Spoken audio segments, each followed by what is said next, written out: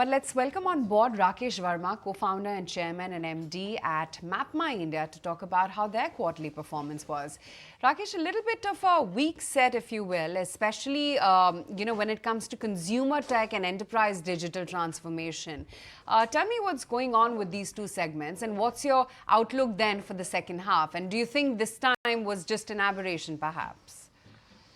Well, if you're asking specifically about that sector, then, historically, we have seen that in Q1 and Q4, that sector does well for us.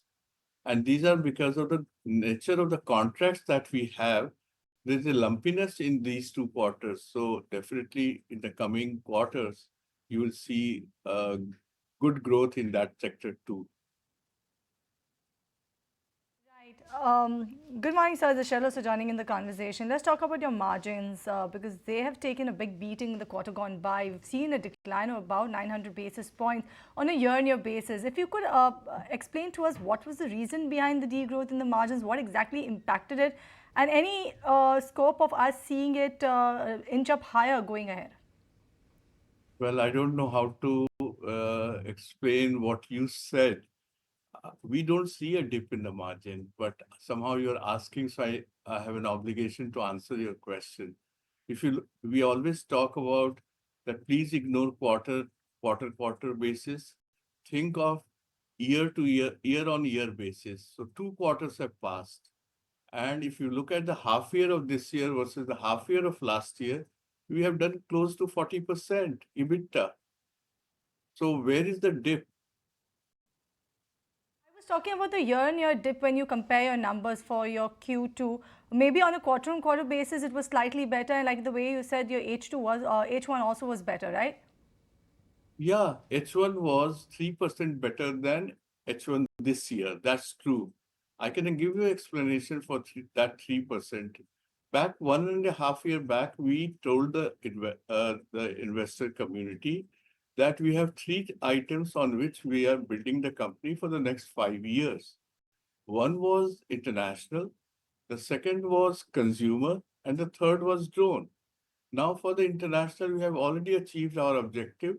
This is the first time MapmyIndia is entering into the international market by forming a JV with Hyundai Auto.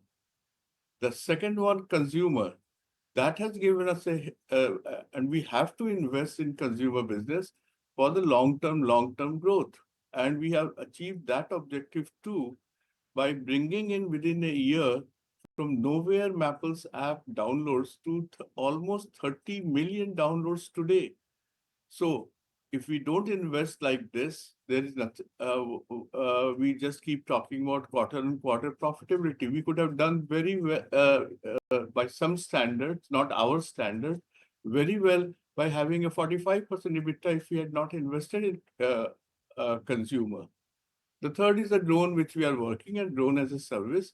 We have started it, and it will show the result in the next 1-2 years. So that's the story of MapmyIndia, how the management and the board looks at it. Right. Interesting. Since you did talk about what's going on with, a couple of your joint venture partners, I wanted to talk about exactly that, because this joint venture that you've done with Hyundai Auto Corporation to foray now into international markets, share with us some more details and give us what kind of incremental revenues can we expect from this? Interesting. See, entering into the international market, people do it different ways. Our strategy was that if we enter the international market and pumping in a huge amount of money to set it up, why don't we do something whereby the revenue starts coming immediately and takes care of the operating expenses in that place? So by entering into JV with Hyundai Auto, first, it is going to address the Southeast Asian countries initially, which means around 8-9 countries where the joint venture will be doing business. We keeping 40% and Hyundai Auto keeping 60%.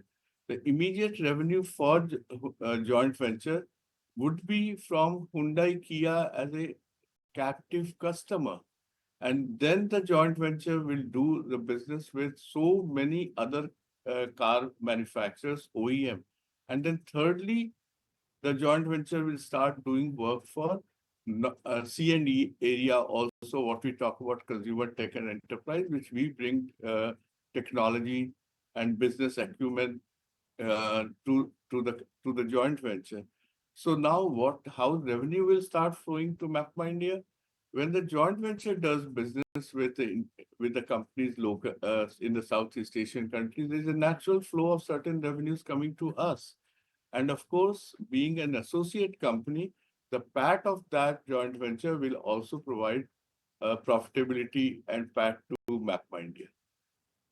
Right, interesting. So also, the other thing I wanted to understand was that you're sitting at a very healthy cash pile of 565 crore rupees. So can we expect more such acquisitions or anything in the pipeline? How is it that you plan to deploy the cash on books? Okay. The step one we have done with the joint venture, where $4 million we have invested, our cash is going out from that cash pile, as you said. The second one in the consumer, we will invest organically. Third is in the drone, in the times to come, we will do it as the need be.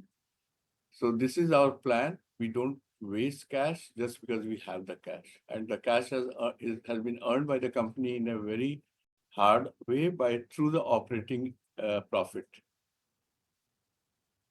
I want to understand about your order book actually. If you could help us with the breakup of what sort of an order book is the company actually with right now? What's the order book standing at right now? And also any growth guidance that you can help us with for the next 12 to 18 months? Well, order book, beginning of the year, we had 1,300 odd crores is what we had disclosed, and we disclose it every year beginning.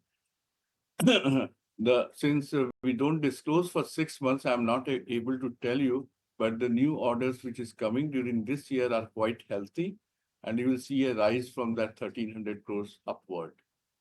As regards the next 1 year or 12 months or 18 months guidance you are seeking, well, to reach 1,000 crore target, FY28, on an average, we need to do a 25%. You can do the maths.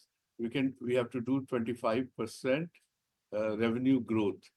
Now, when I say 25%, it doesn't mean it has to be 25% every year. If you see the last 3 years, some year it was 30%, some year it was 35%, some year it was like that.